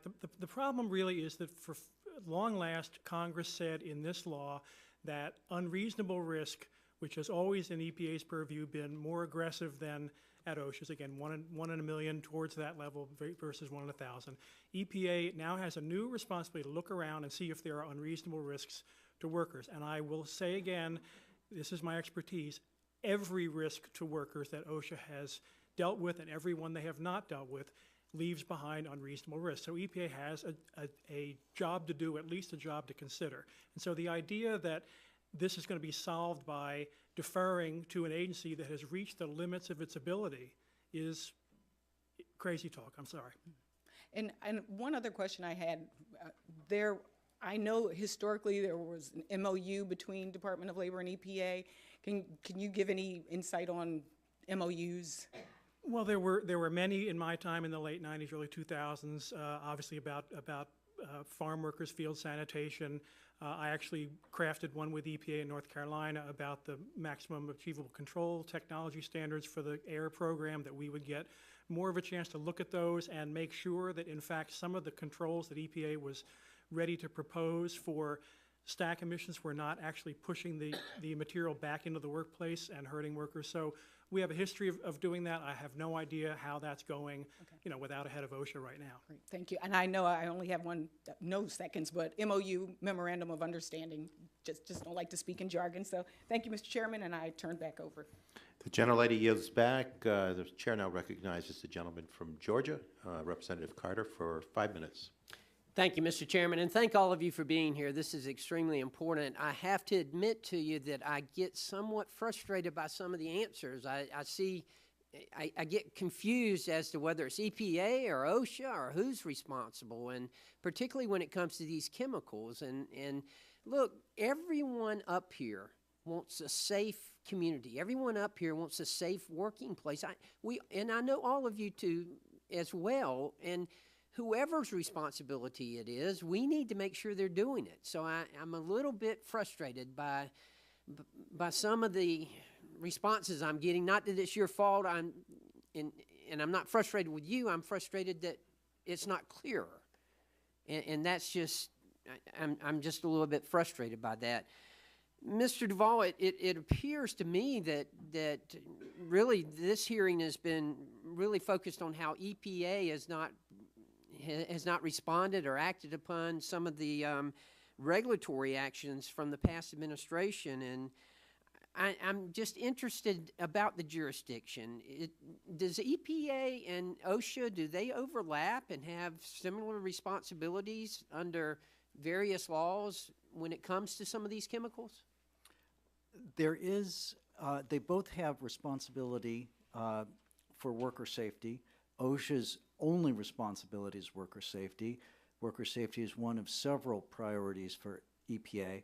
They have different tools in their toolboxes. They have different statutes. OSHA's statute is well designed for setting permissible exposure limits and both chemical-specific restrictions on how chemicals can be safely used in the workplace and the kinds of backstop provisions which are important to protect workers. EPA's statute is different. Section 6 was amended in 2016. It had not been functioning for a full 25 years. And we are only now learning how EPA will implement Section 6. And I think we need to give it some time. It's learning as it goes. But I can tell you that EPA is working extremely hard on worker protection and other aspects of its existing chemicals program under Section 6. Under Section 5, EPA has responsibility for reviewing individual chemicals that are developed through R&D and are proposed to be commercialized. Okay, let me ask you this. Can we make it any clearer? Do we need to make certain distinctions between the responsibilities of the two bodies here? I think the responsibilities are clear in the statutes already. So, first of all, Dr. Finkel, you want to respond to that? Well, I like what he just said. I think the responsibilities are clear. OSHA sets permissible exposure limits. I don't think they've done a great job. It's partly my responsibility that I didn't fulfill. But EPA is now tasked with looking at uses and making hard decisions about whether certain uses are so unnecessary because of better substitutes, or if they're so dangerous that some uses should be banned, not only for workers, but for the people who breathe what the workers let out the door at night. So I don't see any lack of clarity or duplication there. OSHA's done the best it can with methylene chloride, and it's EPA's job to ask the question, should we do more? If they decide to do more, Congress has now given them the ability to do that. Okay, I've got just about a minute left. Help me out here. Dumb it down for me. I don't know the difference in 5 and 6, Mr. Duvall. I'm sorry. I probably should, but I just don't. So what can we do? What can we do better? That's our responsibility, is set direction to these agencies. Tell me what we can do to OSHA and EPA to make sure that we've got the safest working environment that we can have for our community. I'd say that one of the most important things that could be done is to fully fund both agencies. OSHA in particular is underfunded and needs more. Okay, aside from funding. I saw that coming. Seriously, 30 seconds left. Anyone? My sense is that EPA should work more closely with OSHA to get the best worker protection measures that are appropriate under their respective. Everybody agree with that? Mr. Morrison? Yeah, I think what we're finding right now is, like, on the fire departments, your fire departments in your area, they're governed by recommended practices. They're NFPA.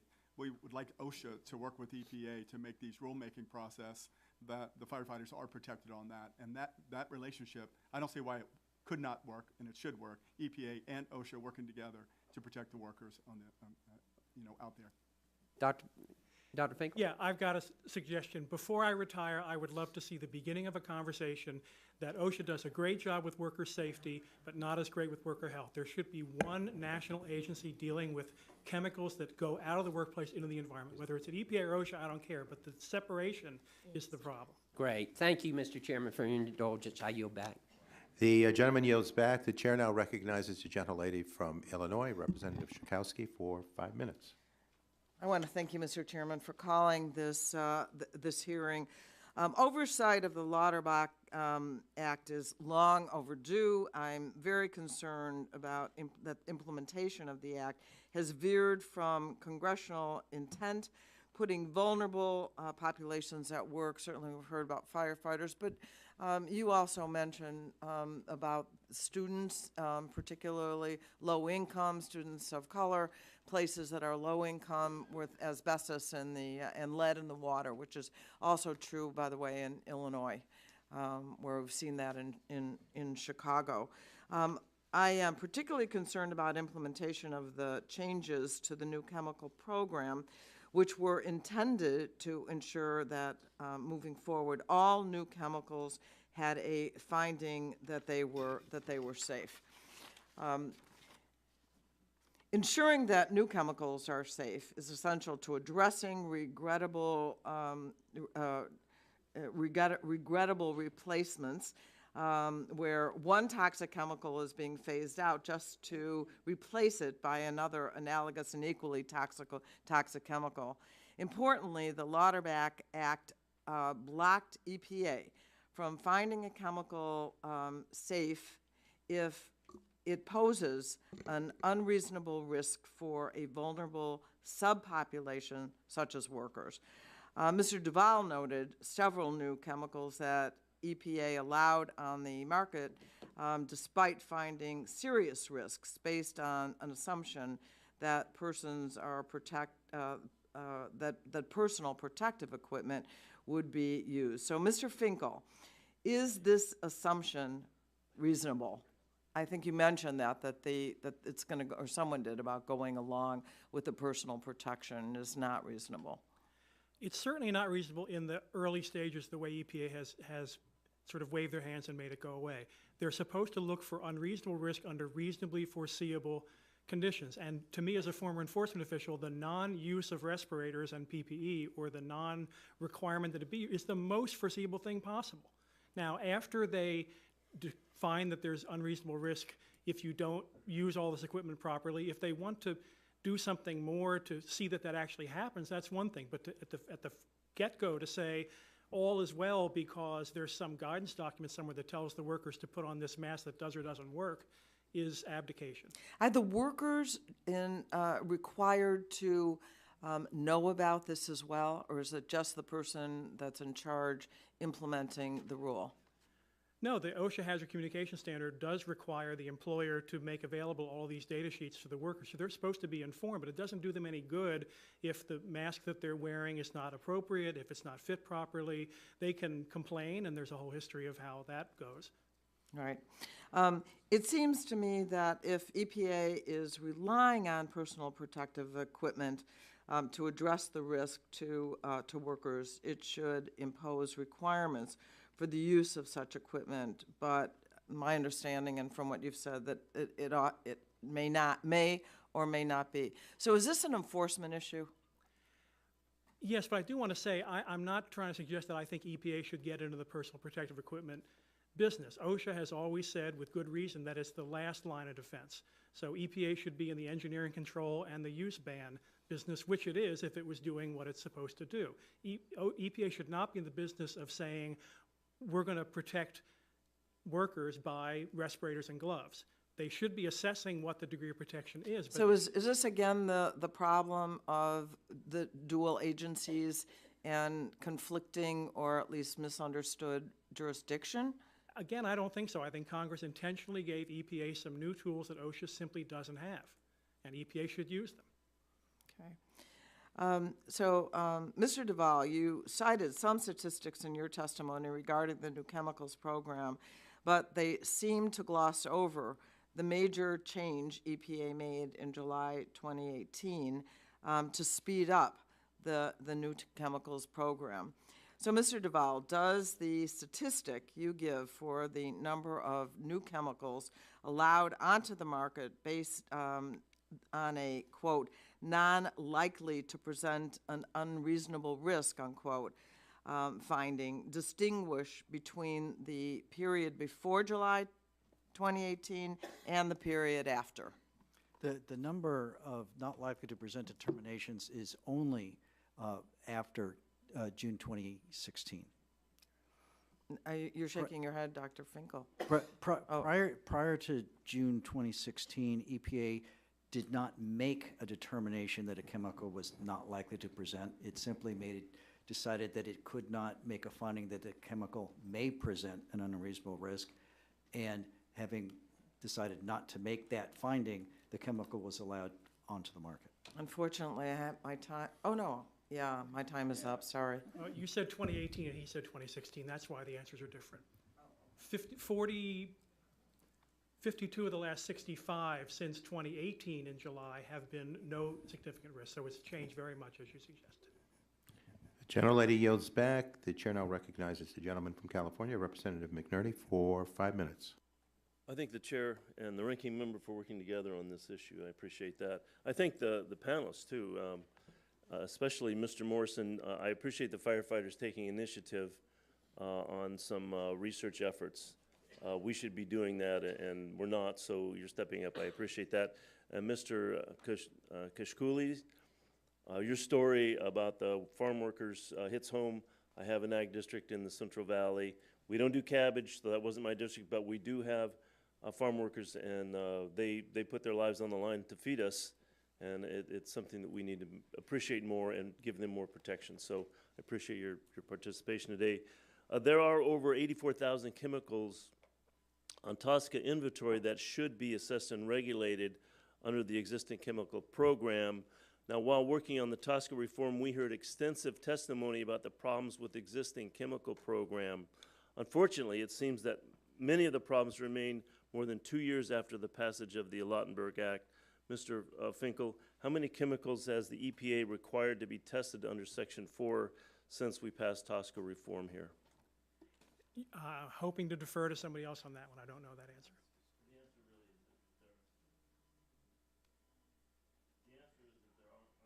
None. Okay, that's why I didn't know.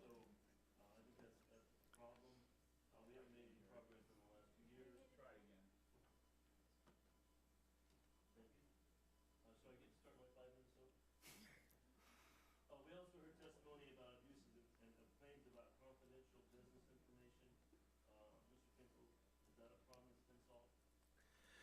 No, my understanding is there are a couple of new EPA assessments where they talk about health studies being, case reports and EPI studies inside of workplaces being CBI, and I think that's a problem. I gather they've just released something that says that may have been a mistake, and now they're saying it was because it was a foreign workplace, but no, this stuff should not be. It can be redacted, but the health information is essential. Okay, so that's not very encouraging either. No. One of the central flaws with TSCA that we determined was that the chemicals were based, evaluated on a risk standard, which was cost-benefit, basically. And so that was changed with the Lautenberg Act. The statute is now crystal clear that the EPA cannot use cost-benefit analysis and has to use risk-only analysis. And I think that's an important advancement. But under this regime, cost considerations are supposed to be reserved until after the risk evaluation is complete. But at this stage, an EPA has not even reached any of the first 10 chemicals going through the existing chemical program. So we're telling them not to use cost benefit, use only health risk, but of the 10 chemicals, not a single one has been evaluated. Mr. Finkel, do you think the EPA has implemented this statutory requirement, or do you see non-risk factors coming into the consideration? Well, they're certainly not on track to finish what they need to finish by end of this calendar year. They'll probably ask for an extension, but I don't think they're going to make that either. I don't see cost coming in necessarily, but I think what we've been talking about, the reliance on compliance with guidance documents is basically they are not doing their job to think about reasonably foreseeable exposure, which is the basis of where the risk comes from. So you're right that we haven't seen them try to use cost yet, but they're trying not to even have to get there by saying that there are no unreasonable risk when there clearly are. Thank you. Do you think the EPA is implementing the existing chemical program as required by the Lautenberg Act? Well, it's not promising so far. They had, in my view, a perfectly reasonable, long overdue proposal on methylene chloride, and now it's being split in half and sent back to the drawing board. They had a proposal to put 1-bromopropane on the HAPS list, and it's sitting in limbo, so no. Have you heard of the term chemical trespass? Yes. Would you explain it? I'm going to have a hard time with that because I've heard it in different ways, and I don't want to get into a sort of a pejorative. If you could just maybe rephrase it for me a little bit. Okay, well, I'm wondering, is the EPA making any progress to reduce the threat of chemical trespass, and as the passage of the Lautenberg Act help at all? I may have to defer. If you're talking about incursions into chemical plants where there's a security and safety? No, I'm talking about just general exposure to chemicals in the general environment. I mean, we're all exposed to chemicals that weren't here in the environment 100 years ago. No, he set me straight about biomonitoring, and that's a tough issue with privacy and autonomy issues. But yeah, we need more data on the body burdens of chemicals in the environment that are getting into both workers and non-workers. And for some good reasons, but for some delay and obfuscation, EPA is not moving fast enough on that. Thank you. I'm going to yield back and look forward to additional oversight on these issues, Mr. Chairman. The gentleman yields back. The chair now recognizes the gentlelady from Colorado for Representative DeGette for 5 minutes. Thank you so much, Mr. Chairman. I want to thank you for having this hearing. The chairman and I were both part of the team that helped work on the much anticipated and long delayed reauthorization of TSCA. But when we did that, we thought that the EPA would actually act to enforce the law. So that's why it's good. I know Mr. Shimkus thought they would too.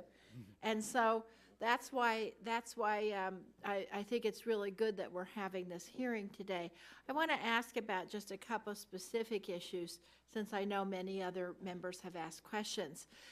When EPA Administrator, then Administrator Scott Pruitt, appeared before this committee in December 2017, I asked him when we could expect to see a final ban of methylene chloride. He had no answer for me then, but last year, after meeting with some of the families of people who were killed by this potent toxic chemical, the Secretary committed to finalizing the ban. So now, fast forward 2 years later, it's 2019. The ban still has not been finalized. It was reported yesterday that we might see a final rule from EPA on methylene chloride this week. But from what we can tell, commercial uses will not be banned. So I've got to say, I think this is an extraordinary disservice to dozens of workers who've been killed by commercial uses of this chemical. Dr. Finkel, how dangerous is methylene chloride? It runs the gamut. As you say, it's acutely toxic. It can asphyxiate people in bathtubs and in other settings. We did a case where somebody poured a small container on a squash court, if you know how big that is, closed the door, and was overcome by fumes in a gigantic cubicle area from one can. It's also a carcinogen, and it's also a neurotoxin. So we did the best we could. I did the best I could 20 years ago, and we're waiting for the next step. Right. In your view, should the next step include banning commercial uses of methylene chloride? Well, not necessarily all, but certainly the ones that were proposed 3 years ago, yes. Paint stripping, coating removal, that's where the substitutes exist, and the dangers are apocalyptically high. Do you think that OSHA regulations are sufficient to protect workers from this substance? The number of acute fatalities has gone down slightly, but again, we can't cover independent contractors, public sector employees, and we did the best we could for the carcinogenicity, but the 25 ppm limit is way, way too high. And do you think that if the current commercial uses of methylene chloride continue, that customers will be protected? I have to see how they come up with this splitting of the rule. The original rule said at least consumers would be protected because it would no longer be sold in quantities in containers less than 55 gallons. If they go back on that in order to make it easier for commercials, then essentially consumers are just where they were, except that, thank goodness, Lowe's and Home Depot have done the right thing and said you can't buy it They did it from on us. their own. Yeah, on their own, of course. Yeah. Okay, I want to ask you now about 1BP, bromopropane. I'm just going to call it BP. How dangerous is this substance for workers and the general public, Dr. Finkel? Sorry to say, more dangerous than methylene chloride. It is a carcinogen, it is a neurotoxin at lower levels than methylene chloride, and we knew about it just barely in 1997 when we finished that rule, but we had no idea that it would be as aggressively touted as a substitute that it has been ever since. And do you think the EPA is meeting its obligations under the Clean Air Act and the Lautenberg Act with respect to this chemical? Absolutely not, and it goes back beyond the last 3 years as well. Okay, do you think that Nancy Beck, who's currently the Deputy Assistant Administrator with responsibility for the Lautenberg Act, should recuse herself from decisions regarding 1BP? Well, I called for that in written comments to the agency on this docket. I've read her testimony before she came to EPA, and it is one erroneous sentence after another trying to exculpate this chemical from what we already know about it. It's inappropriate. Thank you. Thank you. And I also want to thank all of our representatives of working people for coming here today and talking to us about what's happening in the workplace. You know, folks, it's like Ms. McGinnis said.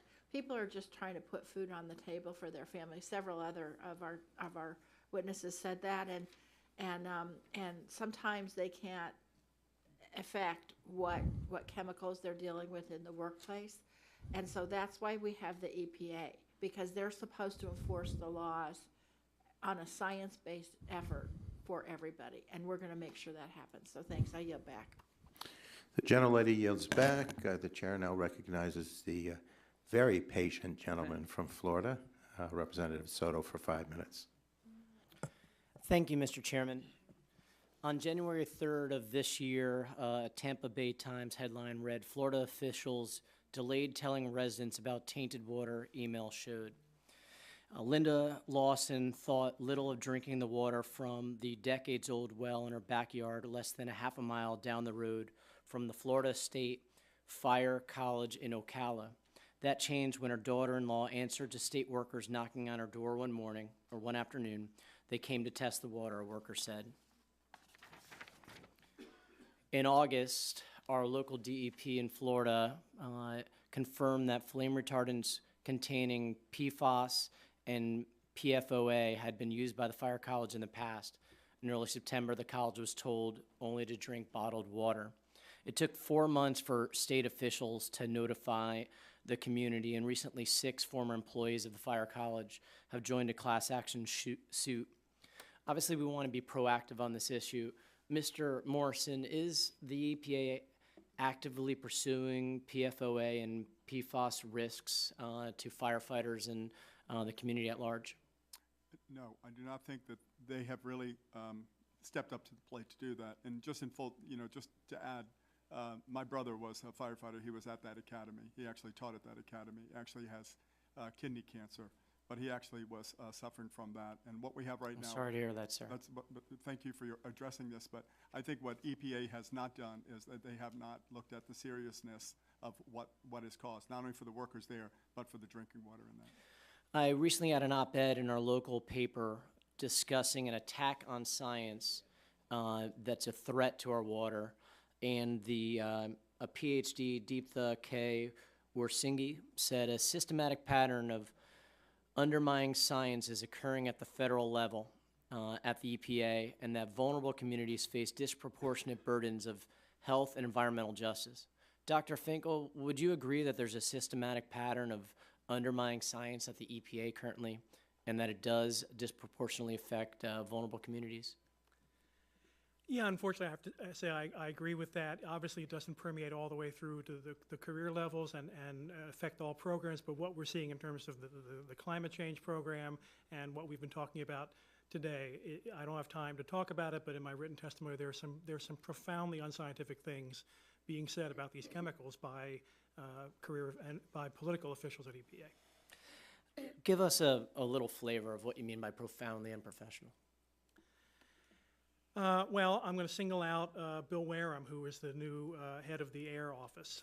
About a month before he was confirmed in that role, this hits me hard in terms of being a former OSHA official. He was an attorney advocating against the OSHA silica standard, which was upheld in the D.C. Circuit. And he said, among other things, quote, "People live in dusty environments all the time and it doesn't kill them." So fundamental misunderstanding of what risk is, and a fundamental disdain for the people who work in this country. It's hard to shock me these days, but that really shocked me. Thank you, Dr. Finkel. My next questions are for Ms. McGinnis, Ms. Hutchinson, and Mr. Kashkul. My constituent goes on to say that the EPA and the administration is stacking science advisory groups and hollowing out agency positions on monitoring enforcement. We'll start with Ms. McGinnis and go down the line. Do you believe this is happening, and how does this affect workers? I'm not sure I understand the question. Could you? Do you believe that the administration and the EPA is hollowing out agency positions in monitoring and enforcement, and how is this affecting workers? I don't really know how to answer that. I will pass. Okay. Ms. Hutchinson, would you say that there is a hollowing out of agency positions in monitoring and enforcement, and if so, how would that affect workers? I'm not so sure how to answer that as well. I just know that that things that happen in schools are not communicated. So I would guess to say no. Okay, let's simplify the question. So if there were less folks in monitoring and enforcement at the EPA, would that affect workers in general, Ms. McGinnis, at UAW and other facilities? I think so, yes. And how so? Well, you have less hands in the fire, so you have less people making the decisions on what is acceptable and what is not. I don't know And- if that answers it or not. Sure. And under the more simplified version of the question, Ms. Hutchinson, do you have anything to add on behalf of our team? I would agree. And Mr. Cashcool, do you believe that there is a hollowing out of agency positions on monitoring enforcement? And even if you don't, should that actually be true, would that affect our farm workers Well, and how? So yes, it'll impact farm workers, and I can answer the question. EPA right now is not listening to the scientists that they do have. Career scientists, both in 2014 and 2016, were very clear that chlorpyrifos is toxic and reduces the IQ for children. It's the same finding that scientists found for everybody else back in 2000. It was prohibited use for everyone but agriculture. And so in rural areas now for the last 19 years, scientists have now conclusively shown that it reduces IQ for children. And so EPA, the current EPA, is not listening to the staff that they do have on. My next question is for sorry, one other. Sorry, my time is limited, sir. Yep. Do we see a hollowing out of agency positions, career EPA officials, and what effect is that having? I've read about it. I certainly have to look at next year's budget to see how much worse it's going to get. I can certainly say that's happening at OSHA, which has no head and which has reduced its enforcement. So these are the overmatched people who are trying to get to 8 million workplaces with 2,000 people, and now they're down to, I think, 1,650, something like that. So it's safe to say that in EPA and OSHA, we're not given sufficient staff, and therefore enforcement at a level that's appropriate is not happening right now. No, and it hasn't happened in a while. That I was not expecting to see so little progress in enforcing the methylene chloride standard that I helped write, as I have found. My time has expired. The gentleman yields back. That, I believe, concludes the list of colleagues looking to question the witnesses. We thank you again for participating in what is a very important topic. I request unanimous consent to enter the following into the record. We have a letter from the Asbestos Disease Awareness Organization, a statement from the Environmental Defense Fund, a study published in Environmental Health Perspectives, a report by the Government Accountability Office entitled Multiple Challenges Lengthen OSHA Standard Setting.